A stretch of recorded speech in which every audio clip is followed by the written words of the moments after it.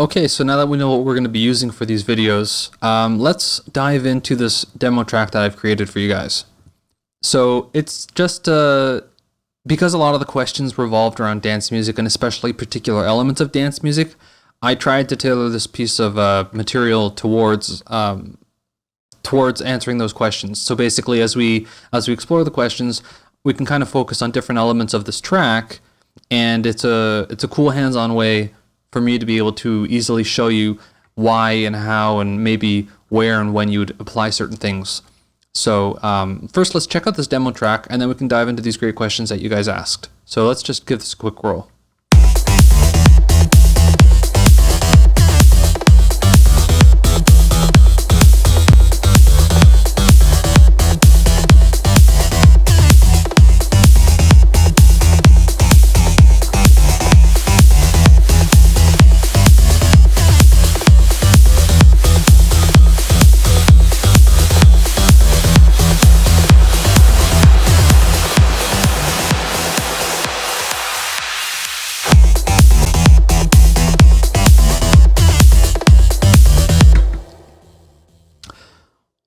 So that is it. Pretty clubby, pretty energetic sounding, and nice and full and fat, just like how we like to make our dance music. And so I'm basically going to try and tackle each video. We'll try and cover 3 or 4 questions per video. That's a good amount of time where I can kind of focus on different things and explain and address each question in a decent amount of time without droning on for too long and also not spending too little time on each question. So, like I said, these were all fantastic questions. We're really grateful that you guys took the time to send us these questions, and I'm excited to getting into each and every one of them. So, first question is, it's asking, mixing to achieve the punchy transient and bass shape and balance of kicks used by Nicky Romero, Zed, Axwell, and Ingrosso using Kick 2 and mixing plugins. So, when someone asks me a question like that, basically, they're wanting to know, at least how I've interpreted that, is how to make the overall kick and bass punch through the mix more so that they're more present. Because since, dance music is really all about the pulse of the kick, and bass has a lot to play into achieving that, it's really about getting that relationship nice and balanced and making sure everything works together properly. So when I think about that, I think it's probably it revolves around 4 things, and I'll explain what those 4 things are, at least to me. So number 1, it's the kick. It's the type of kick that you're using, the sound that it's making, because there's a million different ways to make a kick drum, and it's the level that it's at, and just the way that you've shaped it. Everyone's going to have a different way of doing this. My way of doing a kick will be different from your way of doing it, will be different to another artist's way of doing it. Number 2, the bass. So again, it's having to do with what sound the bass is making, like the type of bass sound or synth that's being used, and it's the way that it's being orchestrated or arranged in the track, the way they wrote the bass parts. Is it in tune with the kick? Is the kick in tune with the track? And then number 3 is the way that the kick and bass interact. And again, it's that interplay between elements where maybe it's more of a call and response thing, or maybe there's this rolling bass line where it's playing on and off the kick. And number 4 is how the kick-bass relationship plays with the rest of the track. And I think if you have a handle of those 4 things, and you're able to sort of replicate results, and you're able to listen and be able to hear what you want the kick and bass to do in your track, you'll create habits, and you'll be able to reproduce those results reliably in all your projects. And so I want to be able to address that here and now with this question. So let's dive in. So kick, I'm using Kick 2, and I've made a custom preset, so you can see it here, and I will make this available for you guys to download. It should have saved in the project. So this is what I'm doing with the kick, and it's let's just solo this kick real quick.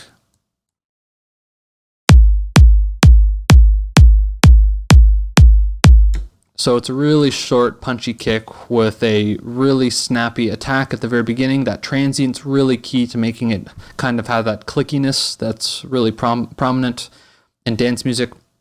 That really helps you get that first initial transient that punches through the mix. So anytime I make a kick, I always try and have something that's got a really nice short but strong click part of the kick. Then for me, my personal taste in kicks is I like to have kicks that are short and terminate pretty quickly. So if we're looking at the amp envelope here for the volume, you can see that it ramps up really quickly just because that initial transient from the sine wave, we actually don't want that, because the cool thing with kick 2 is you actually have 3 places you can load your own kick sample. You can load your own click samples. I've made use of just some of the factory ones here because they actually sound fantastic, but you can load in your own, so you can just hit load, bring in whatever samples you want. It's awesome. So it really gives you lots of flexibility for being able to create your own kick sounds. Provided as well as a compressor. We're not using that in this example. And there's also a limiter, but we're not using that in this example because I've actually used more processing out of the plugin. So it's to sort of address that issue of how I get my kicks to sit in with the rest of the mixes, mix elements, and the bass. So really quickly, there's the discussion topic about, do you tune your kicks to the key of the track? And in some cases, actually, this can really help to make the kick and bass work really well in the track. I think if you're using a really kind of rolling style bass where the bass is just playing the same sort of note, then absolutely tuning your kick to the tune of the bass can definitely alleviate some of the problems associated with trying to get everything sitting properly, because it's basically like the sine wave in the kick is just overlapping with the same kind of sine wave in the bass, and therefore there's no harmonic there's no harmonic conflicts, and it allows you to basically just layer them in a much easier fashion and have fewer mixing issues when you're actually finalizing the mix down. In this example, I've actually not done that just because I go mostly based on feel when I'm making my music. I think for me, that's always worked out better. It's either, whatever you like to do though. So, if you like to tune your kick to the bass, absolutely go ahead and do it. And there's no rule saying that you should do that. So I really just go based on feel because it's, emotional dance music. So I think that whatever makes me emote the most is what I'll go with. So that's the kick sample. And again, coming out of the plugin, we're just using some EQing. I'm just shaping the sound of the kick. And so we've got EQ8. It's set to mid-side mode, which is just a really useful way to be able to individually adjust both the mid and side channels. I'm actually just using only the mid side, only the mid channel, because again, it's just in mono. So I could have done this in stereo, but it really makes no difference. So what I'm doing here is I'm enhancing a little bit of the low end thud around 73 hertz. And this is actually part of how you get that punch out of the kick. It's not necessarily the transient part, but it's gonna add a little bit of that low end punch. So anywhere around 50 to 70 hertz, that's sort of like your low end thud. That's what you feel in your chest. That's what really hits the subwoofers. Because the kick drum itself actually has quite a bit of mid thud, I've drawn the envelope a bit so that there's a bit of a, I guess you could say a little bit of a region here that hangs around 156 hertz. That gives you a little bit more of that upper thud, like that little bit more of the low mids punch. It's not just thud, but now you're starting to hear some sort of smack kind of thud to the kick drum, whereas in this area around 50 hertz, like in the plugin, you're really just getting the subwoofers, but around here now you're getting into more of that punch region. And I basically just want to embellish that and enhance that a little bit so that it sounds more intense and energetic. So that's what I'm doing here. I'm just boosting a little bit around 73 hertz on the first EQ, and then I've boosted again at 2K. Doing a little gentle boost at 2K is actually a really cool way to add some snap to your kicks. And when I say snap, it's like the initial clickiness. It helps it to sort of cut through the mix a bit more. It pushes that area of frequencies up a little bit, giving a little more energy. And then following that, I actually realized I wanted a little more shaping on the low end. So, there's no rule saying you can't use more than one EQ. And with Ableton, you're not limited. You can literally use infinite number of plugins on any channel that you want, until your CPU or RAM runs out.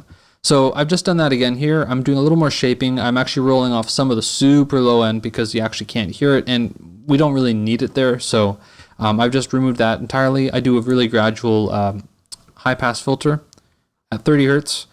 Some EQs actually go lower than that. But to be honest, as long as if you're rolling off any unuseful frequencies and you can't hear that they're there, they're still there, and it's just a good habit to get used to removing those. So that's what I did there.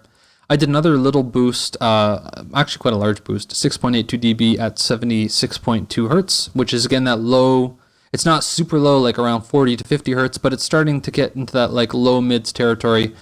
And then I did a little boost at around 130 hertz, which is basically like, I would say, more in the actual sense of low mids. Like 70 hertz is like the low mids, whereas 130 is like low mids to mids, and then like anywhere from here you're getting into your mids territory.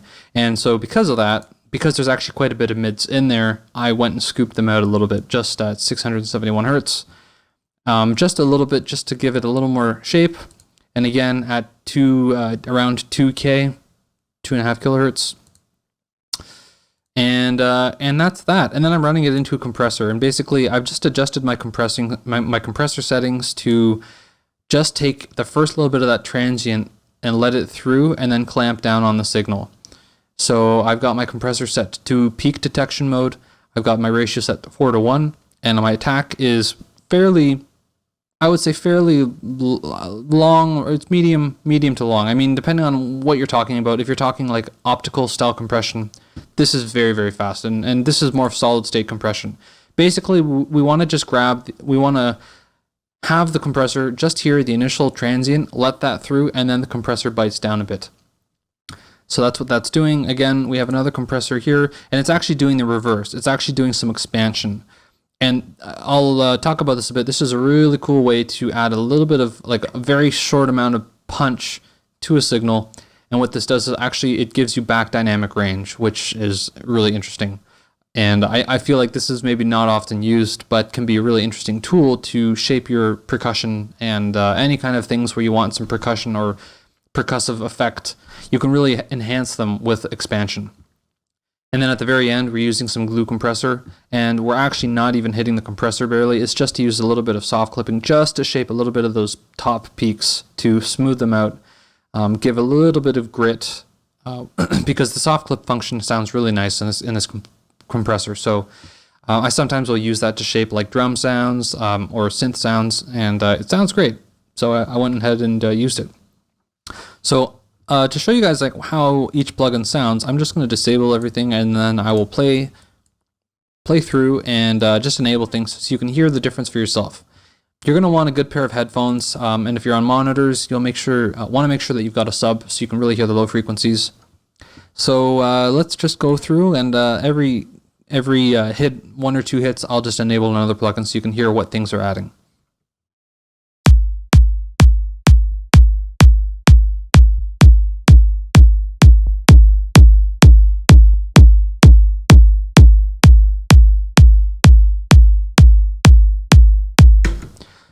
So what's interesting is actually, I forgot, but this is actually doing some compression. So I'll explain as to why it sounds distorted coming out of these EQs and compressors and the other compressor, and then finally once it's the glue compressor, it does not sound distorted.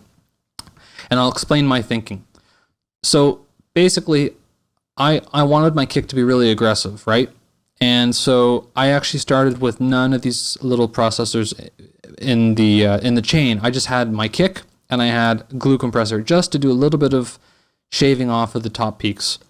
And what I found is that when you hear this in the rest of the mix, I'm just gonna unsolo it and play the whole mix for a second. You can really hear how well the kick cuts through the mix. And so what I'm doing is I'm gain staging each of these plugins, and I know you're gonna say, yeah, but you say not to run into the red. I agree, I'm not running into the red at the very end, but what I'm doing is I'm getting the level up high enough and quickly enough in certain parts of the sound by using these compressors, just so that the loudest portion of this basically is that initial peak, right? That initial peak is the really loud part, and it goes directly into the soft clip stage of glue compressor here, and it's getting compressed a little bit. And what that does is it's just adding a little bit of saturation, very, very small amount of distortion, but it's so quick that you really don't hear it as distortion. You just hear it as extra bite and extra grit. And that's like how you maybe want to use, like that's how you'd use an analog piece of gear, is that basically you just want to run signal into it until you kind of hit that sweet spot. And that's what I'm doing. So what happens is when I, for the sake of argument, let's just load a utility to bring the gain down, and I will unsolo glue compressor. So let's bring that down like 5 dB. Okay, so we've got glue compressor disabled. I'm going to solo the kick back. And let's just give it a quick whirl. So it's not distorted now. I mean, there's a little bit of distortion in the actual plugin itself. And this is a great little feature, the drive knob here. It allows you to add a little bit of low-end oomph to the kick, because we know that distortion actually just is adding excitement. It basically, you know, it's adding harmonics back into the signal. And the thing is that when you're mixing with respect to a whole mix, and you're not just focusing on one element like a kick drum, you actually want to use a little saturation and distortion to help things fit in the mix and help give presence to things. It's sort of counterintuitive, but by adding a little bit of distortion to the kick, when you hear it in the whole mix, you don't actually hear the distortion, you just hear the kick. And it's the same can be said for any other elements. Like, you don't hear the bass distortion, you just hear the bass. You know, and the same with the snare drum. So I think that a big part of using saturation and distortion to achieve, transient punch, shape and balance to, you know, kick and bass, is just to make use of a little bit of saturation and distortion and keep pieces and places of your track to allow certain elements to cut through a little more. And what that does is when you hear the finished result, it's a little louder, it's got a little more attitude, a little more dimension to it than if you weren't using any saturation at all. And so that's actually pretty much, how some of the best records get that sound, is because they're shaped using a little saturation here and there, and it just gives things a little more mojo. So that's what I've basically done. And so the EQs here are pretty self-explanatory. The first compressor is basically just catching that first little peak and letting it through, and then it clamps down. And what I'm doing here is actually I'm grabbing like the smallest amount of that first little click, and I want that to sort of come through and be brought up again really, really quickly. And it's very, very subtle. So I'm just going to unsolo this expander here, and I'm going to enable it again. So you hopefully can hear ever so slightly what it's doing.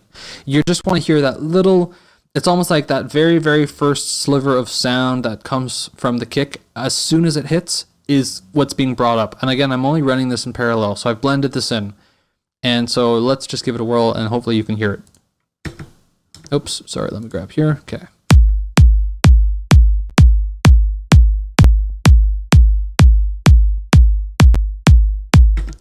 So I've also got makeup gain, which is basically helping me to balance. It's a cool built-in feature. You don't have to use it. You could obviously adjust the volume yourself.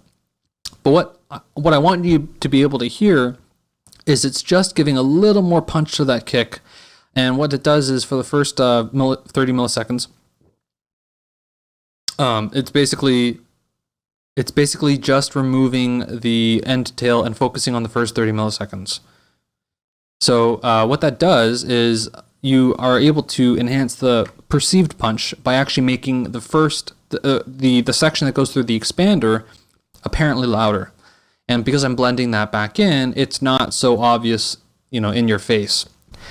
And basically after that, I'm running into the glue compressor. And so basically this first little section here, the 30 milliseconds, was actually really hitting the soft clip circuit.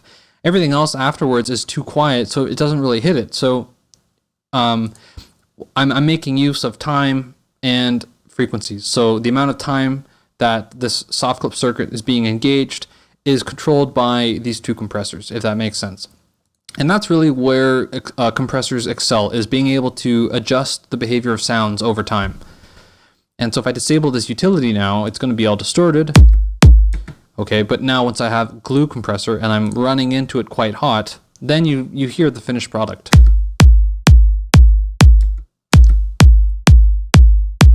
And as you can see, if I don't engage the soft clip, it actually sounds identical. Like it's so subtle that it's really difficult to make out the difference. But what you can see is afterwards, you can see the peaks that come through if I don't have the soft clip engaged. And if I engage soft clip, you'll hear what it's doing. It's just shaving the very, very tops of those peaks off and giving us a little more headroom. Okay, so I've gone on long enough about the kick, so let's focus on the bass. And so the bass is our serum here, and basically I've just done some tone shaping again. This is a custom patch that I made for this, and what's cool is it's actually doing some like arpeggiated wonderful stuff built into serum, and that's also why I like it, because it's a very flexible tool. You can do all kinds of programming with it as a synth. And it allows you to kind of get really creative, and maybe, you know, sometimes you'll get tired of just writing in the piano window of your DAW, and rather than that, if you're able to program a bass line into the synth that you're using, it can change your perspective and maybe make you approach your bass line a little differently. So sometimes I'll do that. And I'll solo the bass line here, and let's just give it a whirl.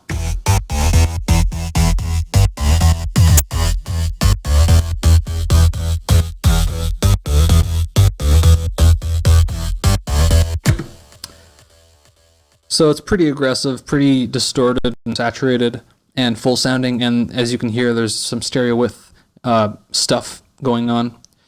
And so I'll just run down the patch really quickly. Basically, we're making use of two oscillators. We're automating the level and we're automating the pitch. And you can check the matrix to see all the automations here. And we're also making use of the effects. Some of these effects are fantastic for shaping and designing your own custom sounds.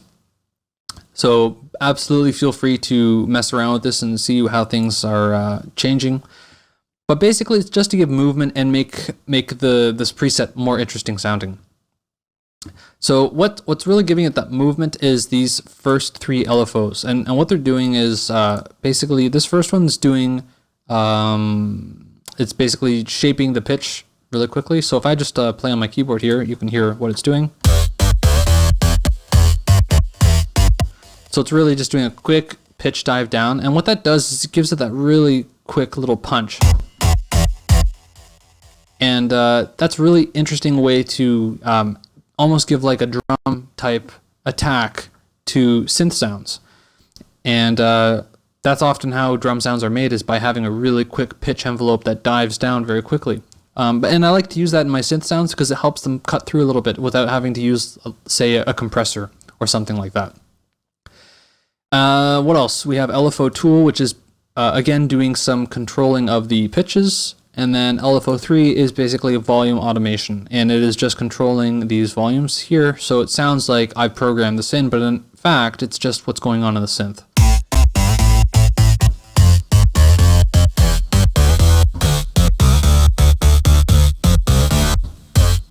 So that's a really cool way to kind of have the synth do work for you, because then you can make neat little variations if you want really easily in your DAW, because you've already got this pattern programmed in. Now you can just you can double up some notes. So just a cool way to inspire some creativity. And if I just open this up here, you can see what the bass line's doing. Again, very simple, because most of the automation and arpeggiated goodness is happening in Serum. And now let's take a look at the plugins that I'm using on this bass patch. So right out of the gates, I'm doing some shaping with an EQ. Because I made this to be quite a powerful sound, sometimes it's almost, it's counterintuitive, but sometimes I find with mixing that the really big, aggressive, full sounds don't mix as well as some of the softer sounds. And the reason why is because the softer sounds just have more space. They allow the mix to breathe a little more because they're just taking up a lot less room. So sometimes, even though you've got these really cool, big, aggressive sounds that sound awesome on their own, they don't always work out of the box really well in your own mixes. So oftentimes, it's better to go in and try and shape them and customize them even more so that they work in your own projects. So that's what I've done here. I'm making use of the EQ8 here, which is basically doing mid-side. And for those of you familiar with EQ8, you'll see that there is both mid and side processing happening. So on the mid, basically, I'm scooping out, I'm taking out the super low subs, and then I'm just shaping some of the high end because it's quite energetic in the high end and the mids. And then in the sides, I am completely removing all the side information below around 100 hertz. And I'm really pulling things down because it's a very wide sound. And that, sometimes it's just, I was in the moment in Serum and I wasn't really paying attention to how wide things were. I was really just focused on the sound itself. This sound is quite wide, so I want to make sure that I'm not adding too much to the sides of our song, because it's going to make it difficult for the listener to kind of latch on to things, if you will. So I'm just shaping some of the side information as well. I'm pulling down a lot of the highs and the sides because there's just so much energy in this sound. So I don't want to overwhelm other elements of the track. And you'll see what I mean very shortly. Next, we've got an OTT multiband compressor, which is basically doing both upwards and downwards compression. And for those of you unfamiliar with that, what that means is I'm taking the quieter portions of the sound and I'm basically bringing them up in the mix. Simultaneously, I'm taking the louder sounds and I'm pulling them down. So I'm sort of squashing the bottom and the top and bringing those closer towards each other. And what that does is it just reduces the dynamic range, but it can give really interesting results. And because it's multiband, each band's being treated that way. So you can change the way each band is processing with respect to the other bands individually. So that's really cool. And you can change the timing. So basically with this, it's allowing, it's a slower setting if I'm reversing the percentage. And if I'm increasing the percentage, it actually makes it much faster. So to show you that, I'll just really quickly explain it here. I'm going to maximize this for dramatic effect. And so this is a slower setting. And what that does is it allows, faster setting. And basically it holds on to each sound more. And then if I increase the percentage, it basically allows things to come through faster and it tightens up the sound. So it completely changes the behavior of how this one plugin can treat sounds.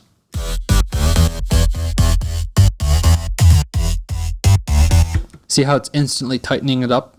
And that can also be really useful too for very percussive sounds. And then if I go back the other way, it basically pulls it out and sort of extrudes the sound and stretches it out.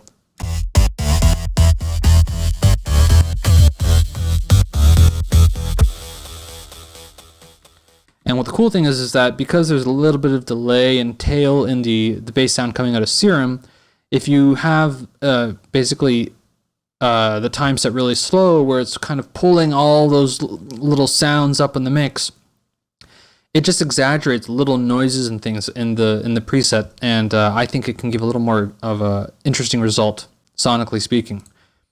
Then out of the OTT, we're going into Saturator, which is basically just warming it up, beefing it up a little bit with a little drive. I'm doing a little soft clipping, just to catch some of those peaks.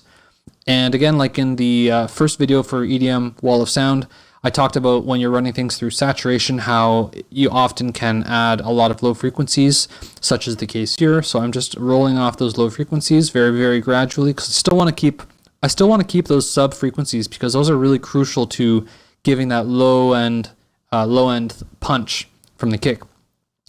But I just don't want them to overwhelm the mix. And then again, I'm pulling down some of the higher frequencies just a little bit, because I don't want things to be too out of control. And we're hitting it with some compression from Glue Compressor, and we're just using, I would say, middle settings for everything.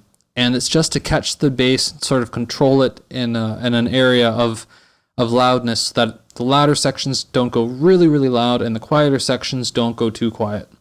And then just a little bit of limiting at the end, just to keep everything contained and controlled a little more. And so that's what this looks like. Here you can see these in action.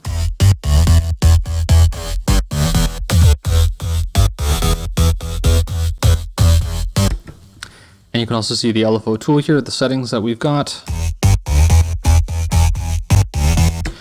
And so really it's just to duck that bass out of the way for the initial transient of the kick, and then pull it up right back to its initial gain once the kick's out of the way. And again, with these compressors and limiters on the end, they're really just to control any sort of points of the bass that go a little louder, because I'm not using a sample, I'm actually using a real synthesizer, and the sound coming out of the synth changes over time. Every once in a while you get a little noise, you'll hit your bass notes, and as you can hear, it's changing over time. So one note might be 1 or 2 dB louder than the last note. So having a little bit of compression and limiting at the very end, it's a great way to give your bass a little more uniformity and consistency, which allows you to have a better controlled mix. And basically that's it. These are the two sounds.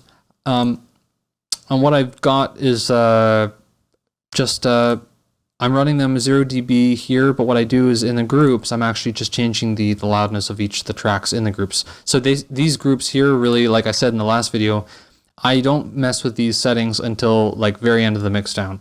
So, this is it's a good way to at least allow yourself control over your headroom in your project. And because I know sometimes you'll have all these automation curves, and then suddenly you realize, there's no other way to add volume automation if you've already put it in. So that way I've got the flexibility to do that. And I think that pretty much answers that question. It's really just getting the kick and the bass relationship. Obviously, I've made sure that my LFO tool setting here is really getting that bass out of the way, because it's more of like a rolling style bass. So it really depends on the kind of bass and the way that your bass is playing. But, sidechain compression is a really good way to do that. And again, just talking about the kick settings, making sure it's really punchy and it's got it where it counts, if you will. Those are some really good things to keep in mind to make sure that all your elements in terms of your low end have got the right amounts of energy. So again, great question.